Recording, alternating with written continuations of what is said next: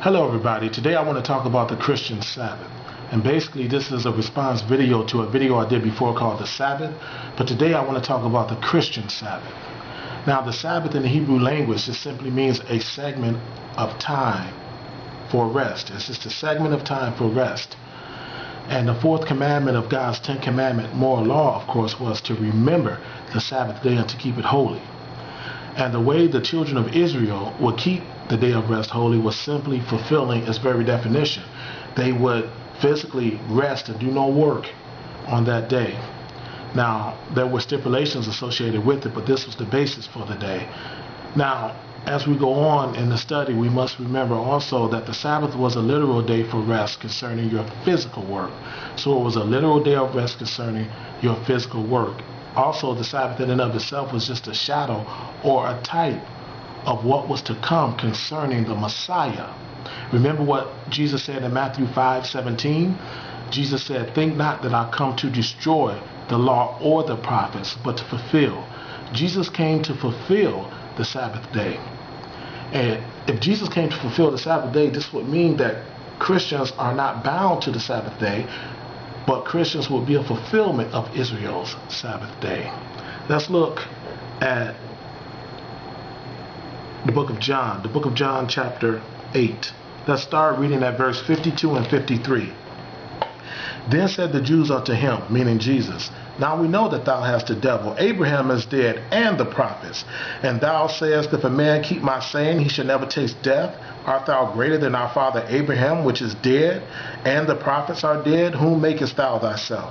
So in other words, they're approaching Jesus saying, "Are you greater than Abraham? Are you greater than the prophets?" And look how Jesus responds to him down in verse 56. Skip down to verse 56. Jesus says, "Your father Abraham rejoiced to see my day, and he saw it and was glad." So this was a response from Jesus saying, "Your father Abraham rejoiced to see my day, and he saw it and was glad." But not only a response concerning Abraham, it was a response concerning the prophets also. Because we must remember that all the prophets spoke of the day of the Messiah to arrive. They all spoke of the day of the Messiah to arrive.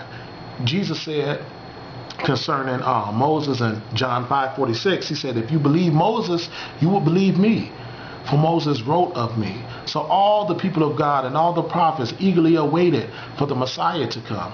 And the reason why they awaited for the Messiah to come, because when he came, he would do a specific thing in his day.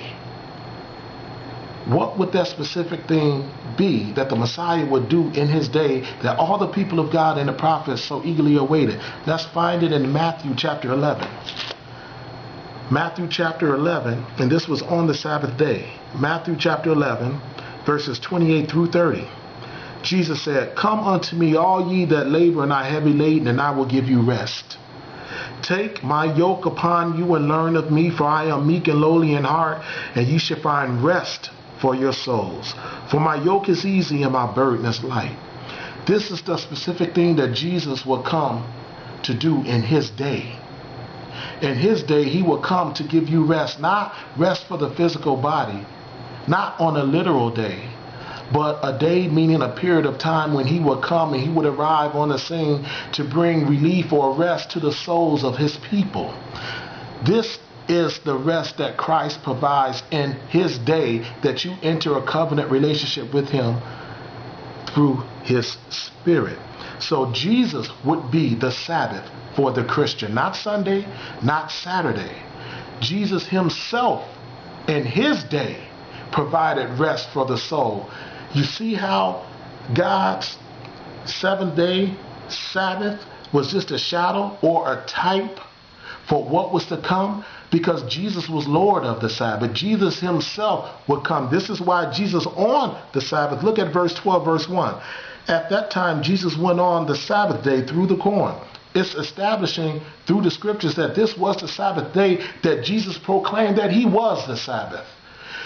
And he came to fulfill the fact that all those that labor and are heavy laden, he will give you rest. Take my yoke upon you and learn of me, For I am meek and lowly in heart, and ye shall find rest for your souls. And the reason why Jesus said this was because before he came to give rest for your soul, it was impossible for humanity to have rest for their soul. Because the Bible says all have sinned and fell short of the glory of God. And so because of the sin always kept man's soul under a constant condemnation of God's wrath. And so the only way you can have rest for your soul, to not be under God's condemnation concerning the iniquity or the sin that was involved in your life, you would have to enter into a covenant relationship with Christ. Okay? And let's look at Hebrews chapter 4 very quickly. Hebrews chapter 4, let's look at verse 10. And it reads, for he that has entered into his rest, meaning the rest the Messiah provides, he also has ceased from his own works as God did from his. So how do you enter into this rest? You enter into this rest simply by he also has ceased from his own works. What works could you possibly do being apart from God? The only work man could work is the work of iniquity. This is why Jesus said concerning the day of judgment, there should be many who come to me on that day. Many Christians that say, haven't we done many wonderful works in thy name? And Christ shall say, depart from me, I never knew you, those that work iniquity. This is how you know that you've truly entered into his rest, when you have become a partaker of his divine holiness. After being chastened, after believing that you can be holy as God is holy. And once you believe that, once you have that faith, he receives you as a son. He chastens you, and he chastens you for the end result. And the end result is being a partaker of his holiness.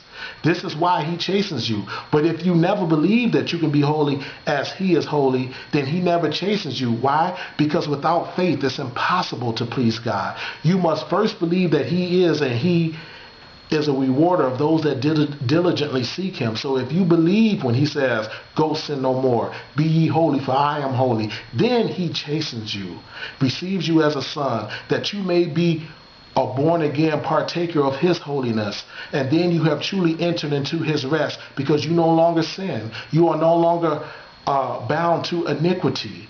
So you truly have rest for your souls, and you truly will not be a fulfillment of that day of judgment when he says, depart from me, I never knew you. Why? Because you do not commit iniquity.